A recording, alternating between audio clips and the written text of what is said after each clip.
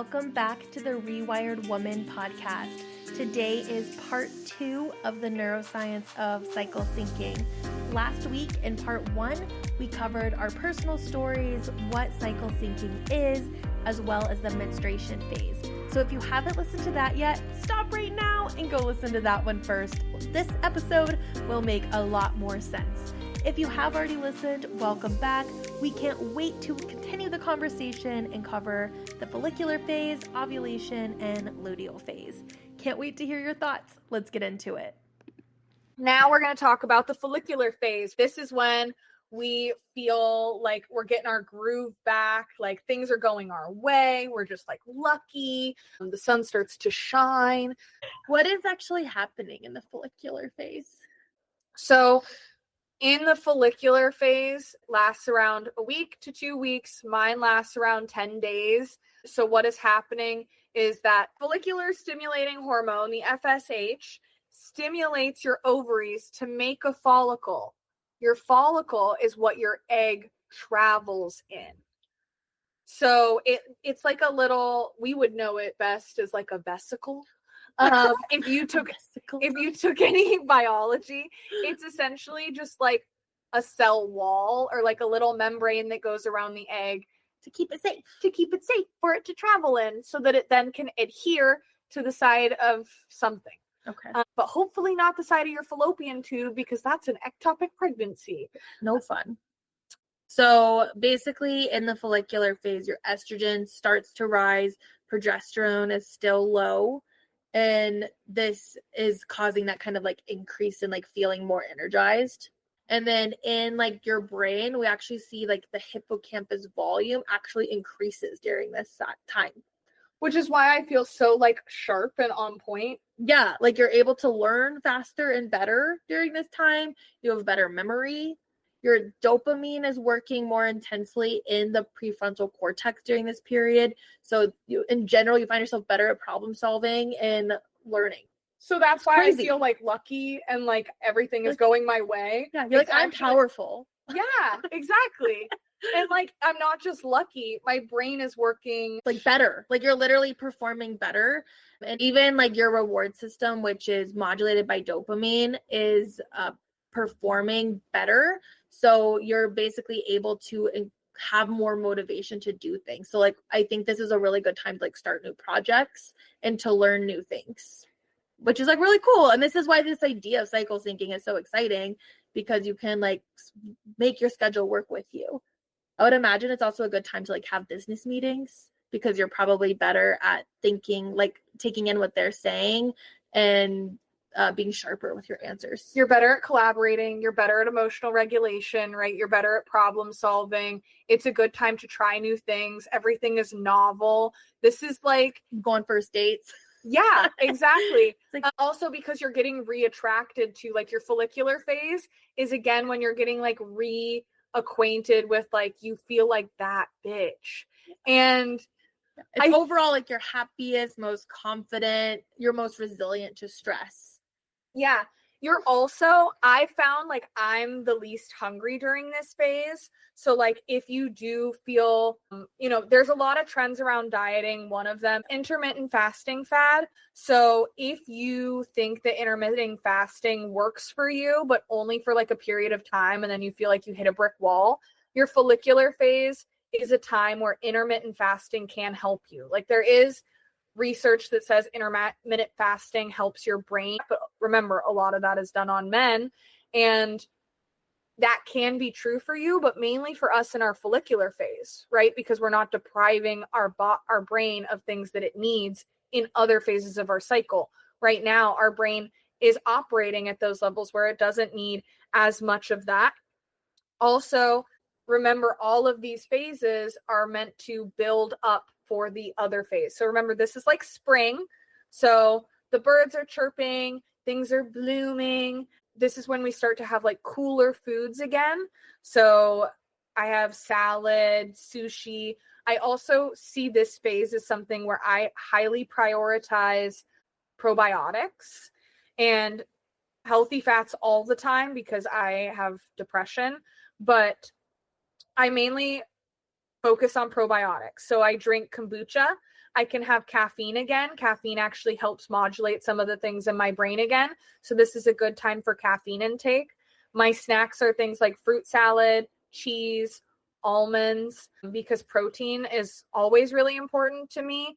Remember, this diet is based off of what I like to eat and the diet I prescribe to.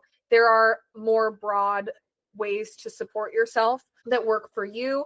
I eat sushi, raw vegetables rather than cooked vegetables. I'll eat egg salad, salmon salad, chicken, avocado, Southwest bowls, Asian chicken salad. I just think of this as like a very clean eating phase. I try not to eat 2 hours before I go to bed because I just find that that works best for my digestion. But like she said, those activities that you do are good for you. This is a really good time. I always get a lot of cardio in this phase. Yeah. So I start running. I have a rebounder. This is a good time for like HIIT exercises if you're into HIIT training or high intensity interval training. Mm-hmm.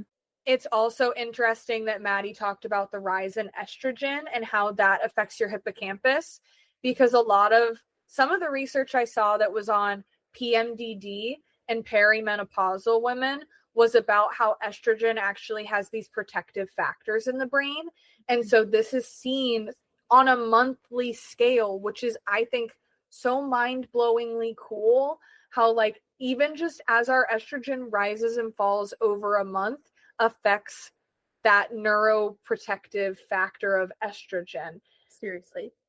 And it's also why we're excluded from research because they can't control for those changes. Just that I rebound for 10 minutes a day. This is a time when I like to schedule.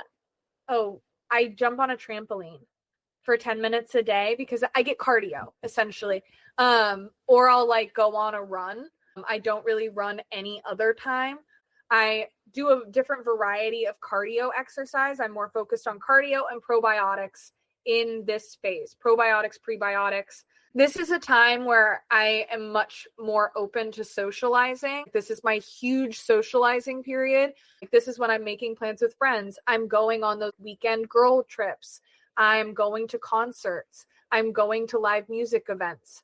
I'm going to festivals. Like my follicular phase, like I am capitalizing on like, this is when I interact with the world at my best. So I try to, I'm not going to like miss something if it happens in a different period, but I know I will feel most aligned and regret making plans if like I see that it's going to align with this phase, because I know that I'm going to be up for it. I'll have the energy levels for it. Oh, I love that. And I mean, clearly you've done your research and developed like such a good plan, because everything I found in the research is like very supportive of the things you said, like eating lots of protein, complex carbohydrates. Why does that sound weird? Carbohydrates. I think we're just like carbs, eating complex carbs, fermented foods like kombucha, and like you said, like avocados, flax seeds, pumpkin seeds, things high in healthy fat. So that's all really supported in everything I found. And then also, yeah, like it's a really good time for pushing yourself and like doing cardio, running, swimming, and even lifting high reps of weights. So it's a really good time to, focus on doing more. Yeah. It's basically the vibe. You're building muscle, and like, we don't have to do this, and I maybe don't even want to do this, but I will say that like our cycle, if we were to compare it to a men's cycle in the day, this is why those business people say, get up at 5 a.m., go work out, do all this stuff, because it's how they feel all the time. No, it's just how they feel in the morning because their testosterone is at their highest. So for us, our estrogen is like helpful for us. And for men, they like have a peak of testosterone in the morning and then it kind of slowly declines over time. And so for all of those business books or success gurus that you hear that are like, you're sleeping and I've already done like a full day's worth of self-care routine between 5 and 8 a.m., like the 5 a.m. club. Like that is very based off this idea that they're taking advantage of their follicular phase, even though that's not what they would call it. But I'm just saying we get a whole week, maybe even 2 weeks of this. And that's why there sometimes during this time, you might have nighttime zoomies and your husband's, where the fuck is all this energy coming from? Like after work, they're I'm like folliculating. exactly. You might feel out of sync with them, but in this time, this is a really good time to capitalize on their morning time with them because you guys are aligned. And then maybe during your menses, maybe hang out with them at night because then you're aligned. You know what I mean? Like, so it's funny how if you were to compare it, what they experience in only a couple hours of the day, every day, we experience over weeks of time, and then they like gaslight us into thinking we're fucking bipolar, and it's not. It's completely normal and natural, and we're not weird at all for it. And if you know what's going on, maybe you could use it as a tool in your life. I really do love that. I mean, this feels like a natural time to bring it up, but obviously you don't have to if you don't want to. But how would, like, did you start implementing this like after you were already with your husband? Or is, so if, yeah, how did this like change your relationship? If you want to get into that, or like if you have it, like for someone that like maybe has never done something like this before and like they want to share this with their partner, like do you have any advice on that? Yeah, I think I'm lucky that I have a very open-minded partner, and I have a lot of ideas that he's very open to exploring with me. But I think he was just kind of like, sure, you can do that as long as you tell me what we're supposed to eat and I get to eat it too. But I think having done this for so long, he sees the benefit, and it gives him an insight into, like, instead of feeling like he doesn't know what's going on because I don't know what's going on, it gives us a language to kind of talk about what I'm experiencing, and he can show up as a better support. And then we know what each other needs, right? I become predictable rather than unpredictable.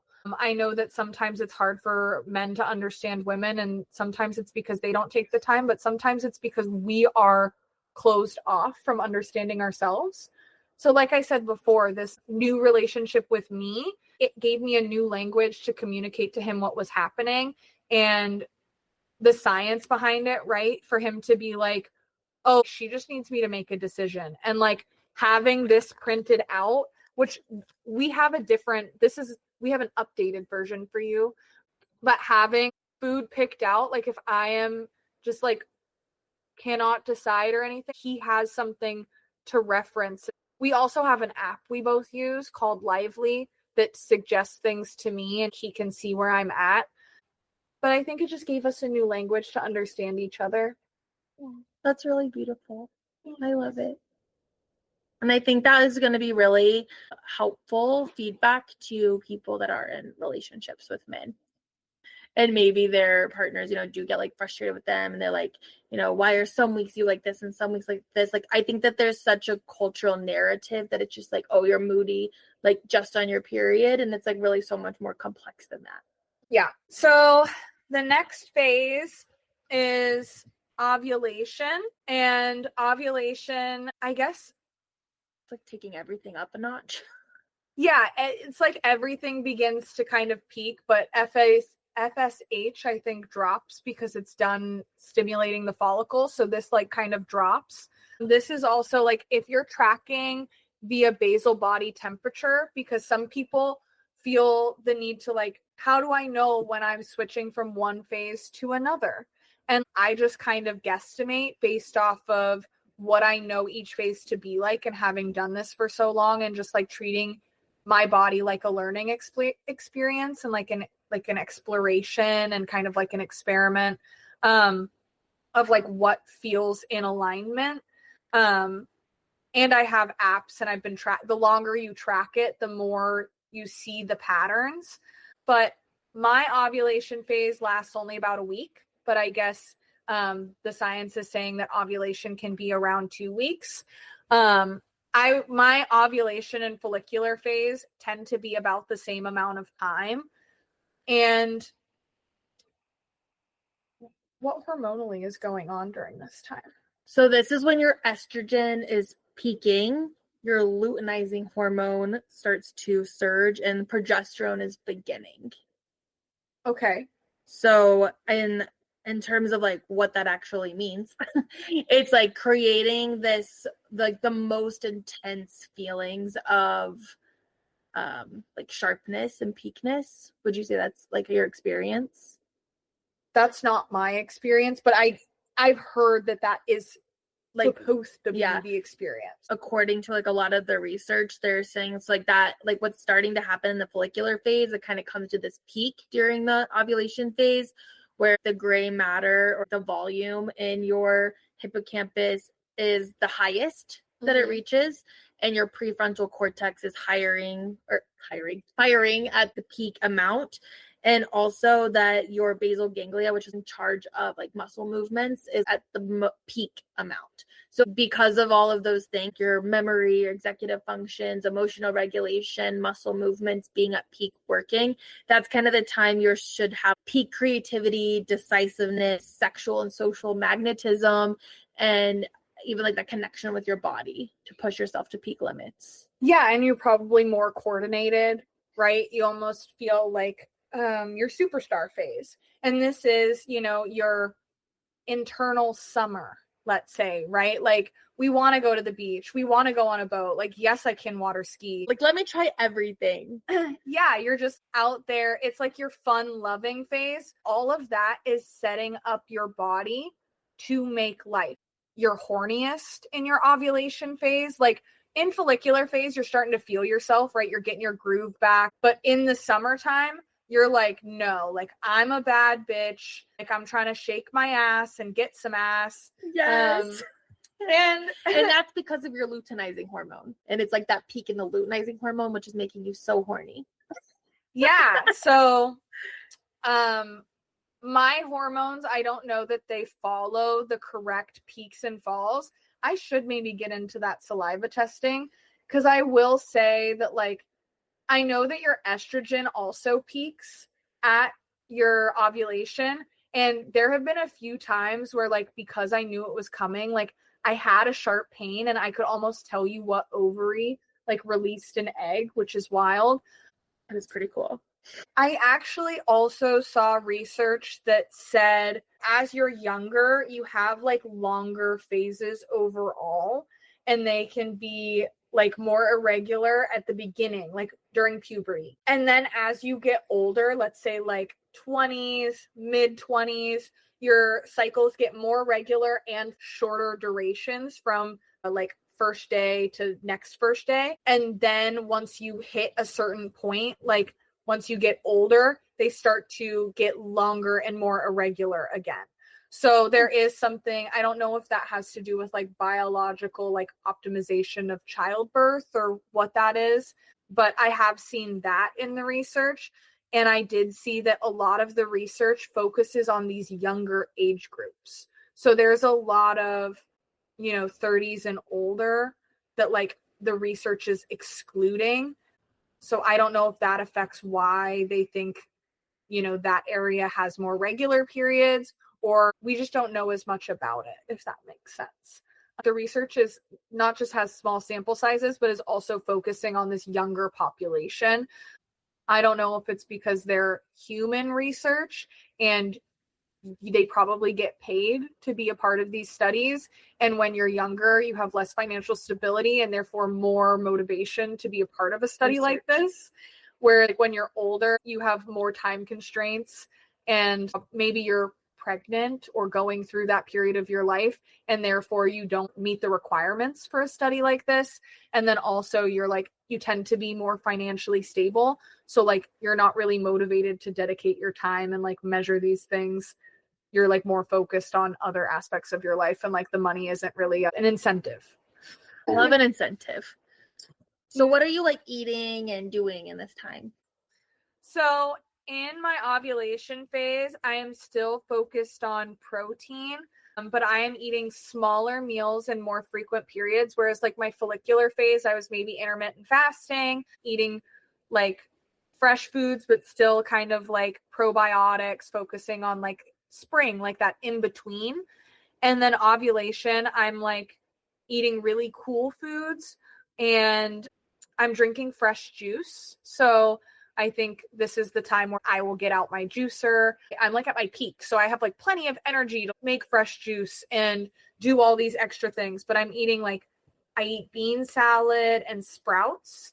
I'll eat quinoa, chicken, bell peppers, cucumbers, tomatoes, Greek yogurt. I'll have tacos. salad with like hard-boiled eggs in it and a protein like chicken or salmon. So I really focus on the lighter meats, like more poultry and fish for those healthy fat. I'm just not in my red meat phase. I'll eat green beans, broccoli, and this I consider my Mediterranean phase. So if you think like the Mediterranean diet, right? I almost have like different cultural foods because I like different cultural foods. In winter, I'm eating a lot of those warm foods. I think like curries and hearty foods. I think maybe even more Southern food.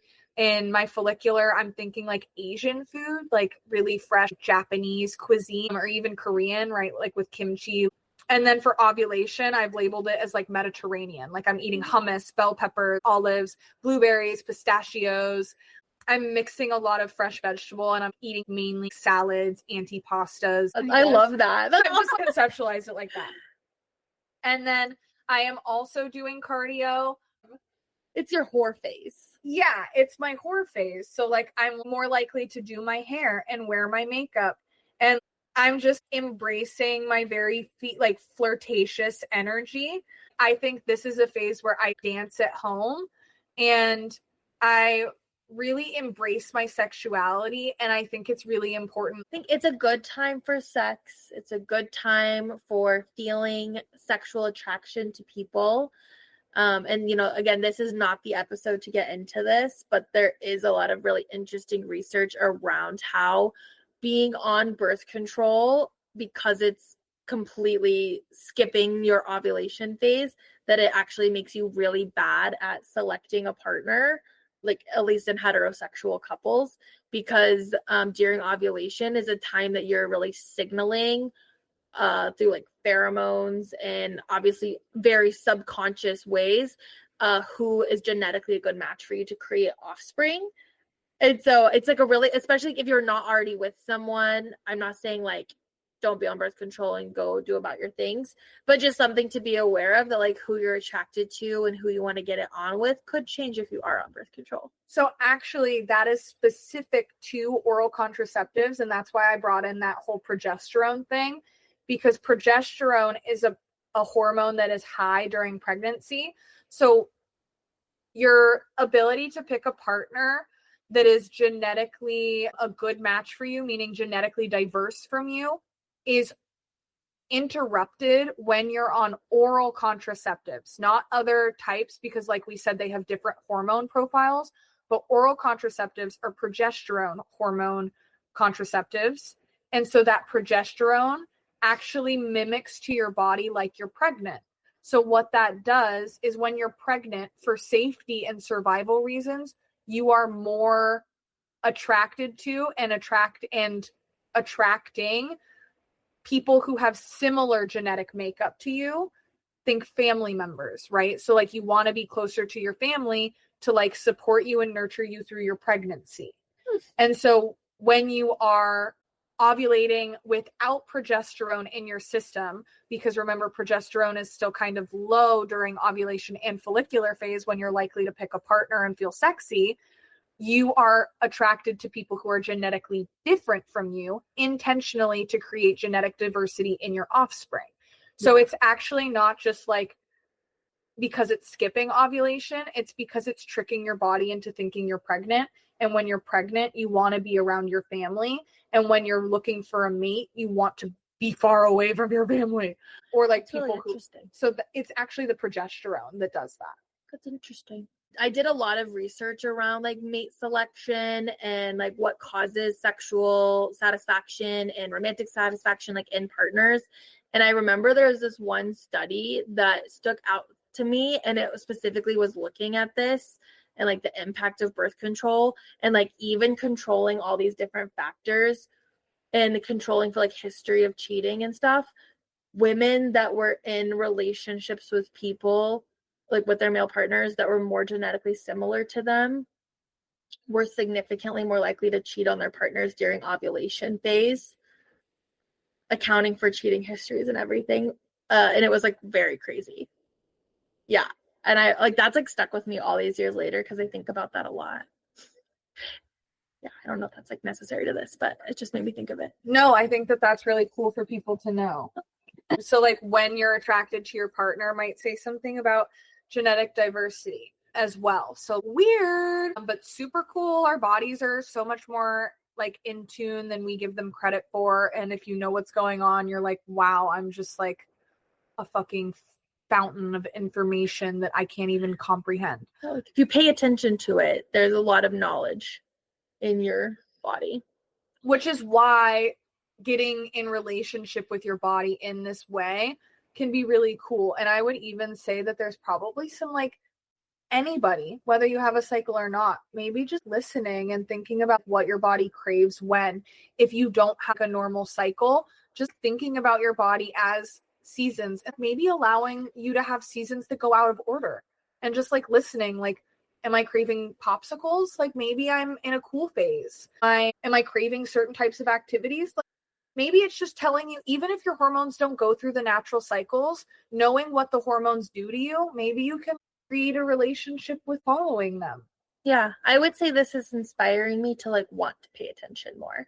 I think that my response in the past has been very like, this is like a very upsetting situation. Like every time you go to the doctor and they're like, when's the last day of your period? And I'm like, I have no idea. Cause like I just stopped paying attention because it was like so erratic and like such a horrible experience.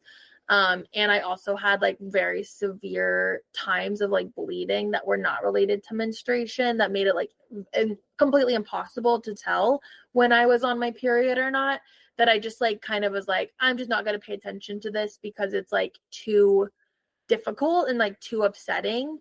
And this is making me feel like more interested in like possibly following along a little bit more. All right. Do you have anything to add about the ovulation phase? I would just say from like what's in the research, it's like very similar to like what you brought up, because obviously you've done a lot of thinking and researching around this. I love you said bell peppers, because like one of the meta-analysis was looking at the like bell peppers and Brussels sprouts are like the most recommended food groups during this phase, which is really funny. But that this is a great time for the HIIT workouts and like trying to go for your personal best records. Like if you're into like weightlifting and working out and stuff, this is the good time to like really push yourself to the max. So yeah, and also we did say a lot of supporting evidence about like picking a partner can be really great in this time, but remember, like, this is the time when your body is trying to get you pregnant. So have safe sex. Know that like I have made silly decisions in my ovulation phase for the sake of like, I feel like I have friends and other women who tell me like they feel like animalistically out of their mind ready to have children at this phase. And like, I don't know if that's true for you or whatnot. And like, even people I know who like don't want kids could like decide not to have safe sex, #cumsluts. Anyways, I'm just saying that like your body is like your hormones and the way your brain is working, although you're really sharp, you're also like very biologically driven to like get pregnant in this week. Or more, right? It can be up to 2 weeks. God rest your soul. But all I'm saying is even though it can be a really good time to find somebody very genetically diverse from you, don't just go out and have unsafe sex with whatever fuckboy you pick. Listen to your body, but don't follow your instincts unless you're prepared for the consequences. Yeah, just know that like a big aspect of respecting your cycle is respecting that like it is about making life potentially. So that is a risk you take if you listen too much to certain signals at the time in which your body's like, your uterus is beautifully prepared. You got the follicles, you got the luteinizing, you got the estrogen, and you're just like pumping out pheromones. You've attracted somebody. You're a little sex magnet. Yeah, you're a little sex magnet. And like your brain is also like, forget the condom. Like, let's do it. Babies. Yeah. So if you go through periods, we did all this work for you. We made you a vesicle. Yeah, we made you a little follicle. We traveled for weeks. Okay. You need to do something with it. Give me the sperm. give me the sperm. So just don't listen to those voices if you're not ready for a baby, or do. But yeah, also eat right, hit your personal best. You're a superstar, and soon it will be fall. Okay. So now we're going to talk about your favorite. My favorite phase, which is really funny because I think that this is a phase that people don't always like because it's really long and it's fall. But is fall, it actually your favorite? It is actually my favorite. Okay. I do like follicular as well because like I just feel so good, but fall feels stabilizing because it is my longest phase. So it lasts at least 2 weeks, and for some people even more.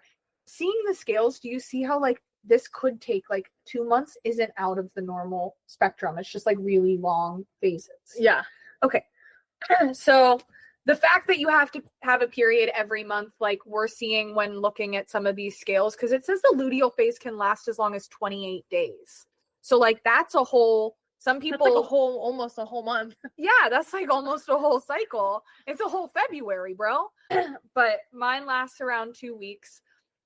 And it says anywhere from 15 to 28 days. So it can last anywhere from a little over 2 weeks to a whole month, apparently. So if you're having a period every 2 months, that might be, you're having a really, like, that might not be as abnormal as maybe somebody said it was. Yeah.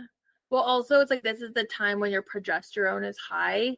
So it would also, like, I'm making potentially some leaps here, but like, it, like, whenever we look at this, it's saying like your risk for like the PMDD symptoms and depression are the highest. And like, we know like a lot of women when they're on birth control and I'm assuming maybe like what we've been saying, like the oral contraceptive progesterone being high and having these higher risks of like depression and suicidal thoughts. Wow. And like, so that like, maybe like even like in my life experience, like how I've had like a lot of like depression and suicidal thoughts, like I wonder if like a lot of my time has been spent in the luteal phase now. I'd have to go back. Like I've had so much hormone blood work done and I do not remember off the top of my head what it said, because again, I kind of was like checked out because it was just so annoying. But it's interesting to kind of be putting all these little like pieces together. Yeah, and like think about how like this kind of gives you a new lens to like understand your relationship with what's going on in your mind and your body. Definitely. Yeah. So this is considered fall, and I consider this a warm protein time, but maybe a little bit more complex, not just pure liquids. This is like definitely like my southern food phase. Chicken and mashed potatoes. Yeah, like I eat lots of mac and cheese. Actually, that's mainly my period, but what I have here is soup, and then I have greens and beans, which is like this kale, Italian sausage, navy bean. It's an Italian dish. You can like Google it. But I'll have like chicken or steak stir fry. So this is when I'm eating, warm foods that aren't soup. So I'll have more red meat ramen. I just really like ramen. I'll have loaded baked potatoes during this time. I'll have pork tenderloin, kraut, mashed potatoes. Any way I can get kraut in, I would say the follicular and the luteal is a really good time to prioritize pre and probiotics. It's also really good to have things that are anti-inflammatory. And I also, you should always prioritize hydration, but I extra prioritize hydration in the luteal phase. So I drink a lot more coconut water and tea, and I begin to like kind of edge out coffee as much or like caffeine. So I'll focus more on green tea. The snacks I'll eat are things more like papayas, apples, banana with peanut butter and cinnamon. Think of it like fall, right? So like pumpkin, corn. Think about some of the things that kind of come into season in fall. So I'll have more nuts and spaghetti and meatballs, things like that. And I know that for me, my luteal phase is the best time to actually build muscle. So it's really good for strength training. And we're not talking like, so we're getting out of cardio, right? The last 2 phases were like aerobic exercise and like getting in that cardio, getting your heart rate up. Whereas like the luteal phase is more about like strength building. So I will do like my Pilates mat workouts, or I do abs generally like every day during my luteal phase, where I won't, some people say abs all the time, but doing my abs then, or I'll do more intense yoga and kind of level it down as the phase goes on. But doing an ab workout really supports all of the muscles and connective tissues that hold your reproductive organs in place. So it can really support that area and ease back pain that I might feel later in my phase. But I'm not doing like big jumpy movement. Like I'm just like strength training. If that makes sense. More rebounding. Yeah, no more bouncing. That's really cool. Why is this your favorite phase? It's my favorite phase, like I said, because it's the longest and it's the most stabilizing. I don't really like cardio. I don't really like pushing myself. I think there's a time and a place for it, and I use that time and place for it. But I'm also not feeling like completely drained. It's more of that, like I feel grounded. Okay. It is a really good time for self-reflection. It's a good time for planning. And I love planning. There's nothing, I think it just says something about my personality. I really like organizing. And so like, it's a really good time for like reorganizing my life. It's a really good time for self-reflecting, right? It's a really good time. I can still socialize, but I'm also not feeling so social that I want to go out on the weekend and I want to stay out. It's like, I want to have people over for a dinner party. I want to have an intimate gathering with a smaller but close group of friends. Like it's just, like that vibe. This is interesting because like, not to dismiss your experience, right? And I can't really talk to it. I don't know. But like on a lot of the research is saying like, so progesterone, I guess, acts a lot on the amygdala. So this is a time that actually a lot of people feel like increased fear and like having like really emotional, like overreactive, hyperreactive responses that are like fearful and what's the word, like suspicious or like paranoid and like more emotionally reactive. So it's funny that you said that about like the paranoia and stuff in your luteal phase and how you're more like fearful, because I was like piecing this together, but like in your luteal phase, you're also most likely to like be paranoid against your partner. You asked me like, how does this affect your partnership? Recognizing this, and it's like you might be more paranoid about cheating and things like that during this phase. Some of that can also come from, and like your partner may think you're more moody in this phase, but this is completely anecdotal and speculative. But me and my friends have talked about it a couple times that are also cycle syncing. And this idea that in your luteal phase, when you're not pregnant, you get like kind of mad at your partner because your body, like on this unconscious level, is like mad that like you didn't get me pregnant. Like, what are you good for? But also because your progesterone is rising. Which is acting on your amygdala. Which is acting on your amygdala, which is wanting you to go back to your family. Do you see what I mean? Yeah, I feel like that partner was not good. So they did not work out. I bet you the majority of breakups happen during luteal your phase. I bet you if you break up with your partner or you're like, fuck you, like you're cheating on me, you're lying, you're a liar, you're no good, like, and then you get back together with them. I've actually talked to a guy friend about this where he's like, I swear to God, she only hits me up when she's ovulating and then she fucking disappears. And like, that could, if that's you, girl, now you know why. And you could think about it a little bit more and recognize like your progesterone's going up. So you're going to retreat from that person who you're most genetically compatible to have kids with and want to be with people who are more genetically similar to you. And so you're going to be like hibernate for winter. Yeah. And you're going to be a little bit paranoid. So you might just be like, you're like searching for be fearful. No, because like, I think I've always been seen as somebody who's emotionally reactive with some of the diagnosis I have. And so because feels affirming. Well, no, you know how I said like this is a good time for self-reflection for me? I think I really like the opportunity to grow. And so in my luteal phase, I'm not like on this really high, everything is rainbows and sunshine. I'm more in this like, I'm more likely to be triggered, right? I can be more emotional. But remember that first week is still a transition. I'm not as outgoing as I was, but I'm not immediately thrust into my PMDD symptoms. Yeah. Because the last week of my luteal phase can be really hard. Okay. And that's kind of what it says, like a lot of times it's like calming early, and then the later phases when you're like really irritable. So PMS and PMDD happens in the luteal phase. It happens the like week before your period. But I would say that like that week of PMDD symptoms and that week of the luteal phase can almost be harder than my period sometimes. Mm-hmm. But having cycle syncing has made this my favorite part, because the more I'm in tune with that and the more I can set that up for success and kind of reflect on it as like what is going on with me. I think maybe I just like an emotional challenge. So I'm most emotionally challenged in this phase.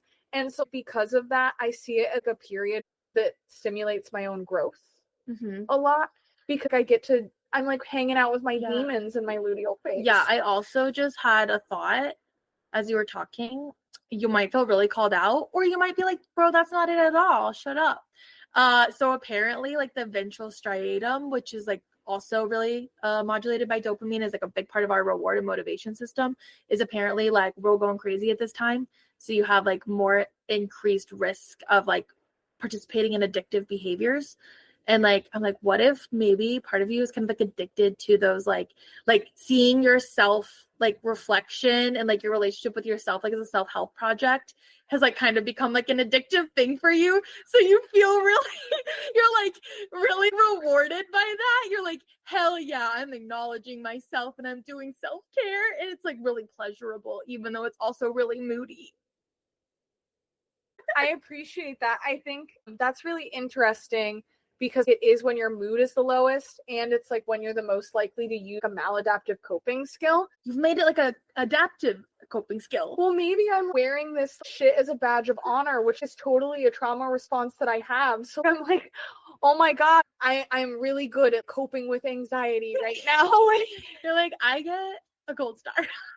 But another thing about the luteal phase in this PMDD is that if I'm cycle syncing and I'm having, remember I talked about like a lot of anti-inflammation in other areas. So the PMDD symptoms, there's a lot of, the research I saw around it said that what happens is essentially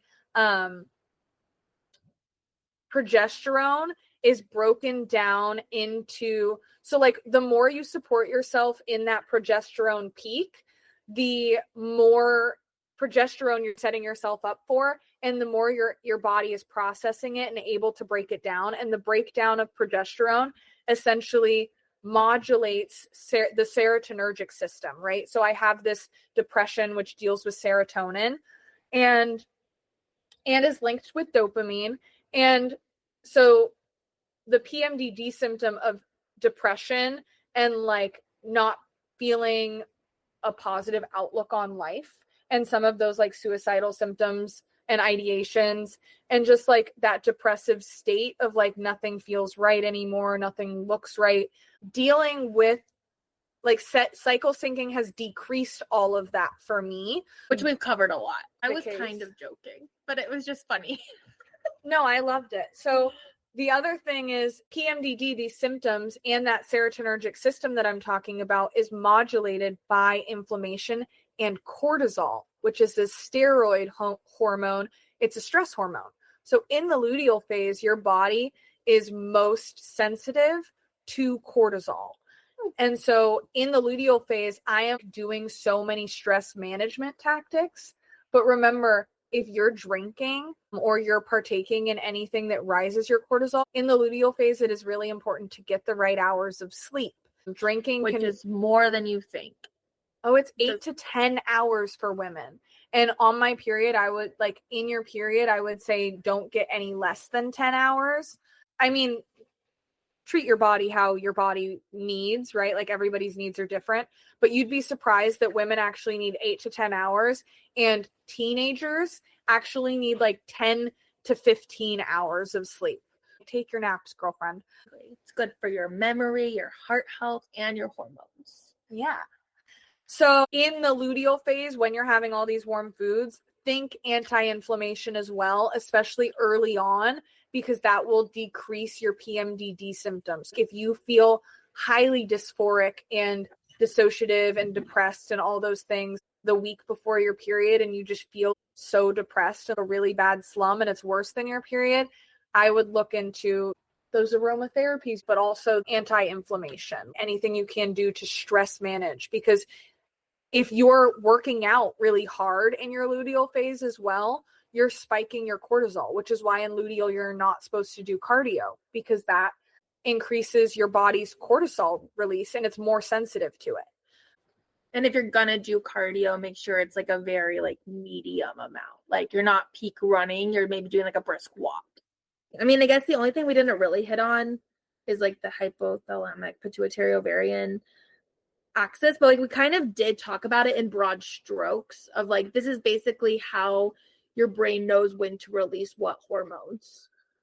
So Mads, like I feel like we've touched on a lot of the different cycles, and I just want to know, like, is there something in the research, like we talked about all this release of hormones, but is it what does the brain even have to do with hormones? Like, yeah, that's an excellent question.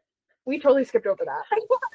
We did, but like, and I like how we interspersed a lot of kind of like what's happening with like the neurotransmitters, but in terms of like how your brain is actually communicating with your body and knowing what to release and when, that of the major involvement in this is the hypothalamic pituitary ovarian axis, also just called HPO axis, and this is basically how your brain knows when to release the follicle stimulating hormone FSH and luteinizing hormone LH.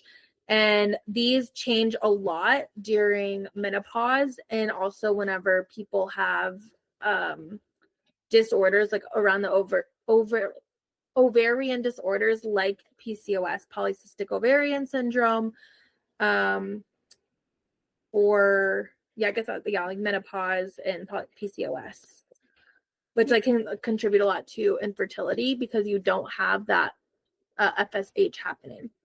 Yeah, so like you said, this HPO axis that we like kind of didn't touch on until the very end that controls this hormone output is kind of what is being researched as far as we're looking at things like PCOS, which would cause irregular cycles and like messes with the follicle stimulating ovulation phases, which are those phases where you feel your best and your brain is its sharpest.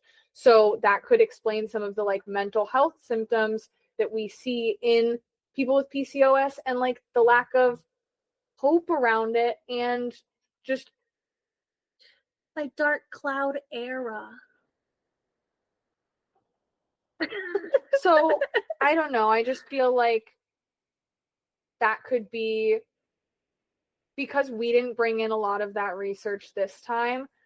We want to hear from you guys about how interested you are in the HPO and maybe PCOS, endometriosis, some of those like alternate experiences to in alternate relationships to your cycle. Well, and also like something that I thought about a lot when we were talking, but it didn't feel like the right time to get into it. And also I don't even know that the research is really there. And I do not know as much about PCOS because it's not something I've been diagnosed with. It's something I think that I might have, but I've actually been told by doctors I do not have, so don't know. But with endometriosis, like one of the main issues, I guess, with it is that estrogen tends to be too high all the time. And so I also wonder like kind of what the implications of that are long term. I don't really know. I don't either. And I think that there's a lot of hormones we also that like also go into play with this. Like we just barely touched on surface.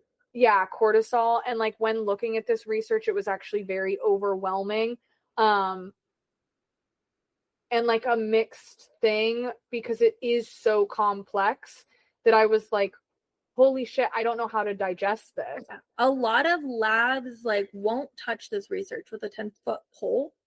because of the complexity to research it and like have integrity in your data. What do you mean by integrity in your data? So basically, like we were talking about how like a lot of the research has been done on men, like around sleep or around hormones, and it's because their cycles are more like their hormonal cycles are more easy to predict, right? They typically fall in that 24-hour cycle, so they can know on average, like we put 500 men in a room around, we take their saliva samples at 7 a.m., 2 p.m., 8 p.m. We know that they're somewhat in the same phase, like within the, how to explain this, people don't know how to do that. Like they're more likely to be in similar phases, so you can come to conclusions easier that they are having similar experiences or similar reactions hormonally. Whereas for women that are going through these cycles, where, as you pointed out, like the variability in the lengths of phases is so great that it's pretty much impossible to have like 500 women in the same phase having their hormones act in the same way at the same time, which makes it really complicated to understand the data and be able to be like, this is the cause, or like this is the effect, because there's too many different factors. And for scientists, like there's too much uncertainty. So it's like, it's not a good use. This is not me saying this. This is like in terms of like when labs are looking at what to research and where to put their money, it's not a good use of time or money because there's like too many factors that they can't control. In their eyes, and like in the sake of science, like why this hasn't been studied. Yeah, that is like the why. And like when we were looking at the studies on this, all of the different hormones at play at one given time, even when you're looking at a woman's individual cycle, like we're not just talking about this one goes up and this one goes down. Like they are all moving in their own like independent way and connected and not. And like that is a lot of moving pieces. And in science, we hate moving pieces. We want one moving piece. Yeah. So we understand, but also like when it comes to, you know, how hormones affect the brain, like you mentioned a sleep study, and I think hormones heavily affect our sleep. And so like women's sleep isn't always like looked into. And so maybe there's a lot of women out there who are like, struggling with that and are doing everything that they would recommend for a man. And like this HPO axis and how it plays out in women compared to men, and the complexity of what is connected and what is not connected. Well, I don't know if this is where you're going or not, but just in terms of like, for all of the women listening that are more like me and don't have like this regular cycle and things are messy, I have shared many times throughout this episode that I definitely don't have all the answers and haven't figured out a lot. But I would say the best place you can start is advocating for yourself to get your hormones checked over long periods of time, because to Kat's point, your hormone changes don't follow the set graph where it's like this amount is good for this phase and this amount is good for this phase. It's based on how relative it is compared to your individual other phases. And so it's going to be really hard for a doctor to give you any useful information if they can't compare how you are at each different phase. And a lot of times, especially in my experience, I've seen whenever you go to get your hormones checked, they only check you one time and then they're like, everything looks normal. But that's not really helpful. And I just encourage you to really advocate for yourself to get your hormones checked at all the different phases of your cycle over multiple months if you can. Yeah. And even with that, you might not get answers, because I've done that and it wasn't helpful. But I think that just because it wasn't helpful for me doesn't mean it won't be helpful for you. Yeah. And maybe it's not helpful yet, right? There's a lot to yet be discovered. And I want to bring in, because you said pituitary, and if there's like our woo-woo population that's listening, I do want to bring in the fact that like the pituitary gland is responsible for a lot of hormonal modulation, between your thyroid and your pituitary gland and your pineal gland, but they also remind me a lot of like spirituality. And I feel like hormones are linked to spirituality, and maybe we can look more into spirituality in these glands. And the pituitary gland is also linked to the adrenal glands, which are the glands that release cortisol and deal with stress and take over in menopause for your ovaries. Your ovaries stop dealing with the releasing of hormones and your adrenal glands take over. Your adrenal glands are sitting on top of your kidneys and they deal with like the stress and stuff. Yeah. So things are very interconnected. And just because they're complicated doesn't mean it's not worth knowing. But I think that this intuitive thing of hormones and a cycle that's so dependent on hormones being spiritual and cognitive, and this mind-body link, which you're really passionate about and we're both really passionate about, and how focusing on that mind-body link and intellectualizing what's going on internally can really help us to understand and like that relationship with ourselves, even if it doesn't look like anybody else's, can be spiritual. Yeah. And I think that's, like we kind of alluded to, we had a pretty difficult time getting to this conversation because I found myself being like extremely triggered by just the topic, but then also hearing you talk about it, how it is like just like this life altering, beautiful experience for you that helps you feel so connected with yourself and your femininity and like your higher self, and how it's this really deep spiritual experience for you. And as someone that, you know, works so hard to be in that really embodied experience of myself, this is definitely a big gray area for me because it's something I'm so disconnected with and feel so detached from. It's like I'm really glad that we took the, like, even though it was really hard, and we even talked about not talking about this because it was like becoming so difficult for me to hold a conversation about, just being totally transparent. And if it was hard for you to listen to this episode, like I'm right there with you. Like we said, we tried to record this 3 different times and I cried a lot. But I think that what this is reiterating, now that we've like talked through more of it, and I feel like I've really tried to have this more like understanding of your experience, and then looking through my own experience as a really spiritual person that is navigating these issues within my body and like my relationship to my femininity and my sexuality and stress responses. I think I don't even know that I have anything to share from it, honestly, other than just like that's okay. And that's part of the human experience, is participating in things you don't understand and are really painful, and like finding a way to grow through them. And I am so glad that we can bring these conversations into other people's spaces so that people can feel more comfortable to talk about it with their friends and their partners. Yeah.